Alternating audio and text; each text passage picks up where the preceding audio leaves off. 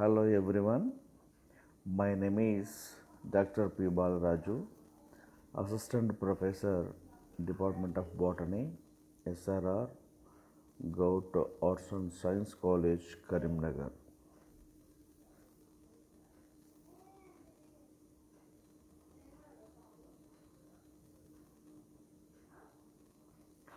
Today we are going to discuss about cell division. So, cell division is a basic phenomena in unicellular as well as in multicellular organisms. Okay, so the cell division actually growth depends on cell division, and cell division leads to the growth. Okay, so this is a good description about cell division. So in unicellular organism, the cell division can responsible for growth and reproduction. Cell division, okay, growth in the sense multiplication of cells. So a single cell by multiplication, it can means improve its number of cells. So it is nothing but the improvement, increase in cell number is nothing but in one view it's a growth, in one view it's a reproduction. But whereas in multiple cell organisms, so here also the growth starts from single cell. So the cell division can lead to the growth. After growth, after attaining some stage of growth, reproduction starts in multiple cell organisms. Okay, so here basically cell division can start the growth. So here cell division basically two types: direct division, that is also known as binary fission, and second type of division is indirect division. Okay, so here indirect division is again two types, that is mitosis and meiosis, right? So here direct division is nothing but we can see direct division or binary fission in unicellular organisms. Okay, unicellular prokaryotic organisms, right? Here in binary fission, what happens? A cell directly divides into two daughter cells. Okay, and here cell division first proposed by Rudolf Virchow. Okay, Rudolf Virchow also proposed cell theory. You know, the unified cell theory states that all living things are composed of one or more cells. The cell is the basic unit of life, and new cells arise from existing cells. So, this is an important statement. And Rudolf Virchow later made important contribution to this theory. The cell is the fundamental unit of structure and function in living things. Okay, so in cell theory, the important statement, one of the important point, the cell is the basic unit of life, and new cells arise from existing cells. Okay, so by means of cell division, right? And here if you see the binary fission, mostly we can see this type of division present in bacteria and protozoa. Prokaryotic bacteria, a cell division process called binary fission, right? Prokaryotic cell divides by process of binary fission. Okay, it is also known as direct cell division.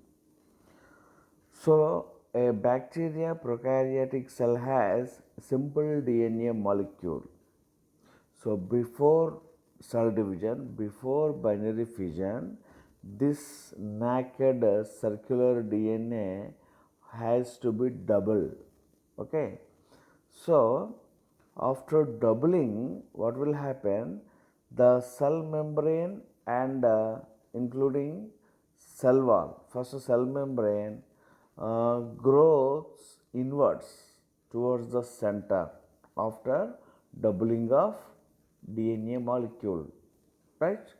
So, this inverse growth of plasma membrane, okay, starting at center point of the cell, right, and it will grow and finally divides into two daughter cells.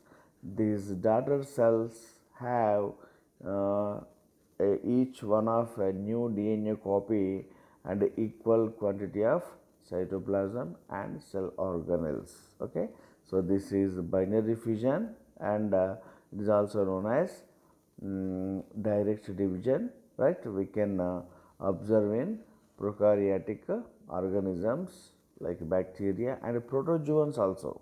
Okay, right? If you see here, the binary fission is basically three types.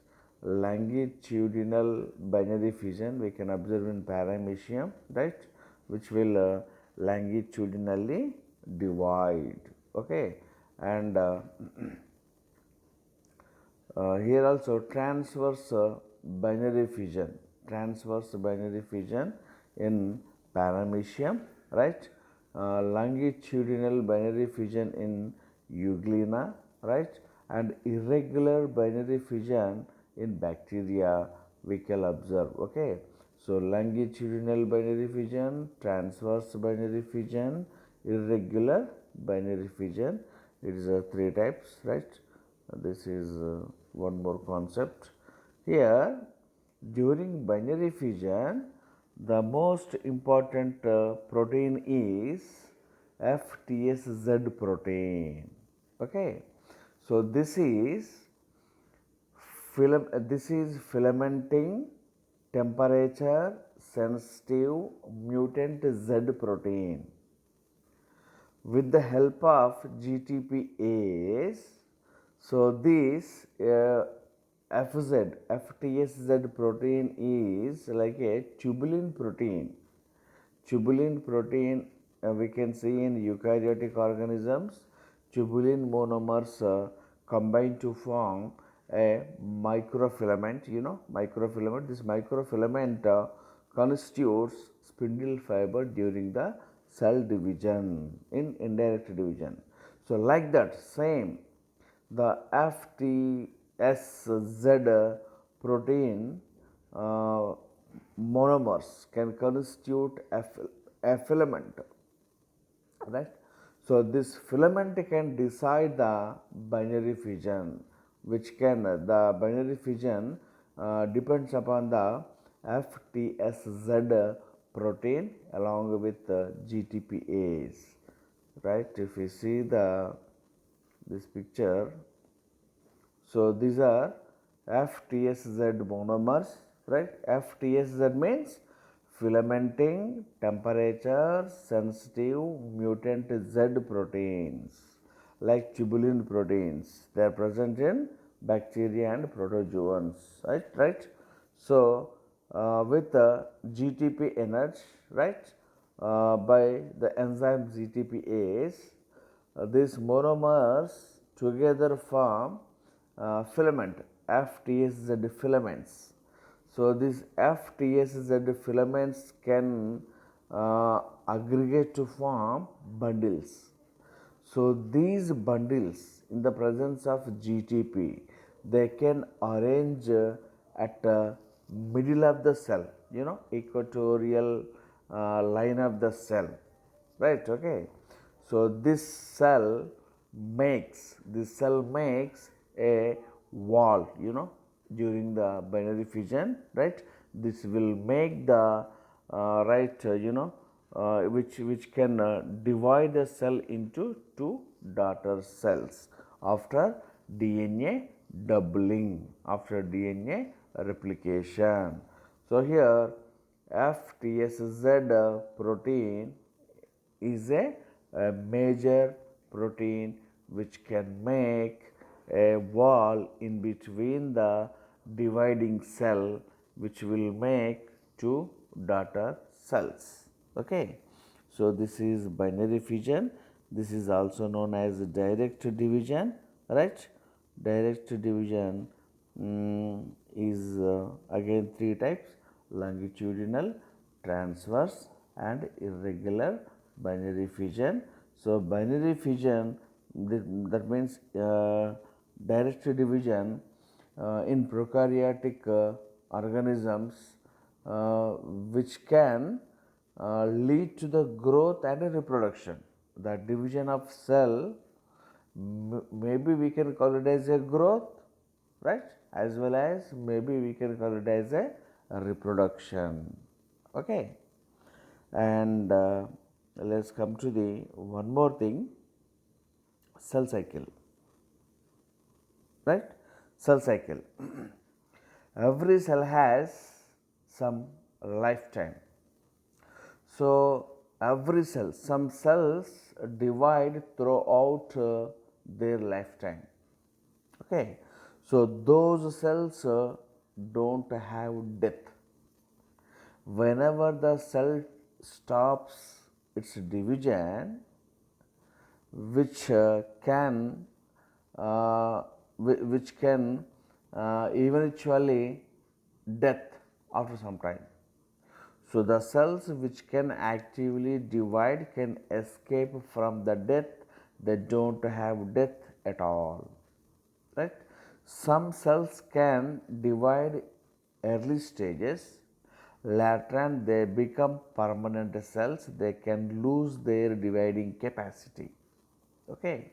So the cells which cannot divide become aging, becomes old, and eventually they can die, right?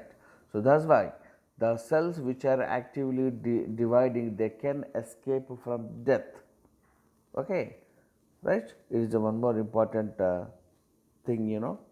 And here at constant temperature and pressure and nutrients supply in the culture medium, a human cell takes 20 hours to complete its life cycle. Okay. So here the actively dividing cells has a cell cycle. The permanent cells don't have cell cycle. They can remain in the Z0 phase, that is resting phase, right? They cannot divide. The cells which are dividing actively, they can exhibit cell cycle. Okay. So in cell cycle there are two important phases. The first one is interphase. Okay. So human cell in the culture, which will take 20 hours to complete its life cycle. Okay. So the cell spends 19 hours in the interphase.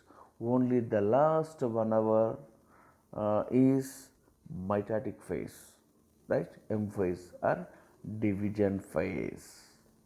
So here the cell spends most of the time in the interphase, right? Actually, there is a wrong opinion, misleading opinion, that is interphase is nothing but a resting phase. No, not at all. It is a resting phase. It is a misleading concept. So interphase, during the interphase, the rate of metabolism, the metabolic rate is very high, and the cell can do many functions which can prepare to the cell division. So here we can simply define the interphase, the stage, the time or the stage in between the two successive mitosis, successive M phases. The successive, the means end of the one M phase and starting of next M phase. The between time, that between stage is known as interphase. Okay. So here the interphase, during the interphase the cell can prepare to the division and cell can grow, cell can reach its maximum volume, its maximum size. And one more thing I would like to say that the cell volume and the cell nuclear size, okay, so they have some relationship. The cytonucleoplasmic index, the cytoplasm and nucleoplasm, the ratio in between cytoplasm and nucleoplasm, that is nothing but cytonucleoplasmic index can decide the cell whether it has to divide or not. So that is why the size of the cell is also matter. When the cell reaches to its maximum size, maximum volume, then cell undergo division. Okay. So after division, the forming two daughter cells can start to growing and reaches again to their maximum volume. Okay. So here the growth and development, okay, occurs in the interphase. So that's why interphase is nothing but it is not a resting phase. It is a active phase. During this phase, there is a active metabolic rate. Some proteins and nucleic acids can also take synthesis and involve in many reactions, right? Many activities. So here the interphase is again divided into three subphases, that is G1 phase, right? So there is gap phase 1 or growth phase 1, right? And S phase, that is DNA synthesis phase. Then after G2 phase, growth phase 2 or gap phase 2, right? So G1, S and G2 together we can call it as interphase. Then after M phase, that is mitotic phase or meiosis phase. Okay. So this is a cell has cell cycle. In cell cycle, interphase and M phase. Interphase is active metabolic phase, right? It is not a Z0 phase, it is not a resting phase. So it has again three phases: G1 phase, S phase and G2 phase. Okay. And one more important thing, whenever the nucleic and the means genetic material or nucleic acid, that is DNA, when the genetic material doubles in the cell has to divide, which is also a switching factor. The size of the cell and doubling of the genetic material, the replication of the genetic material also a triggering factor to the cell division, right? What happens after doubling of genetic material, if the cell is not going to divide, what will happen? So the double quantity of DNA present within the nucleus, so that leads to the polyploidy. That is why after doubling of genetic material, the cell must undergo division of nucleus, division of cell, okay, karyokinesis and cytokinesis.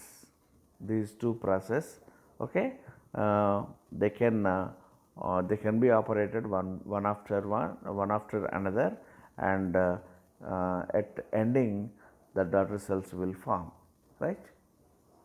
So this is the G1, S, G2 and M phase. Okay. Sometimes we can also stop the cell cycle by adding some chemical and physical substances, right? X-ray, gamma ray, nitrogen mustard, right? Okay, and there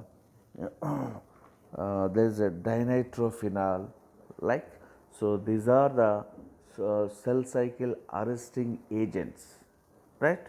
Dinitrophenol directly involves in the energy supply, then it can stop the cell division.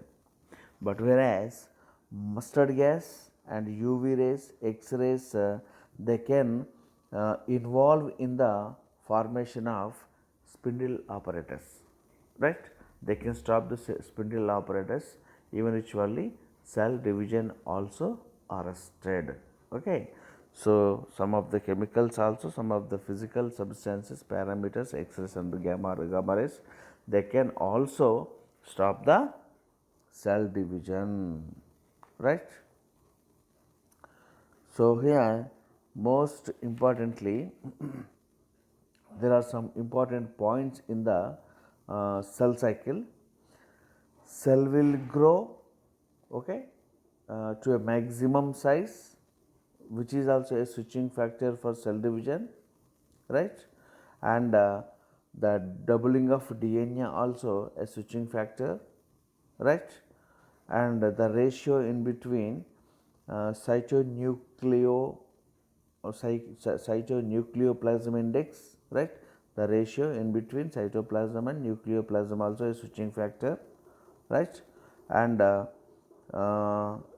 in some animal cells, centrosome also a switching factor, right? So in animal cells, centrosome, it has two centrioles, right? They can involve in the formation of what microfilaments, okay? Microfilaments, they can operate the what we can say that microtubules, okay?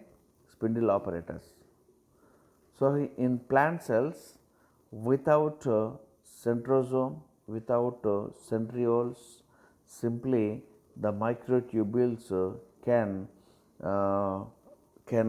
operate the spindle fiber, which can separate the chromosomes. Okay, so in cell division, in animal cells, centrosome is present to build the spindle apparatus, but in plant cells there is no centrosome.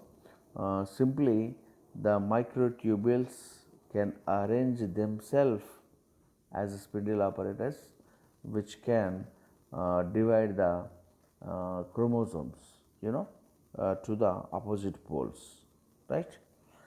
So this is one of the difference in the animal and plant cell division. Okay. So here that is indirect division. Yeah, let's come to the indirect division. Indirect division is nothing but it is again two types, So that is mitosis and meiosis. Mitosis nothing but it is a equational division. It is a equational division. So in this division, one mother cell becomes two daughter cells. There is no change in the chromosome number. The same number of chromosomes will be maintained in the daughter cells. That is why it is mitosis or equational division, and moreover the equational division probably occurs in the somatic cells, okay, somatic cells, right? And that means vegetative cells. But whereas in meiosis, okay, meiosis occurs in sexual cell, mother cells of the gametes, okay, mother cells of the gametes. So it is also called as a reductional division. So one mother cell gives rise to daughter cells, four daughter cells. The chromosome number will be half of the mother cells, right? In daughter cells, the chromosome number will be half of the mother cell. That is why it is known as a reductional division. like mitosis and meiosis. We can see in later on classes. Okay, thank you very much.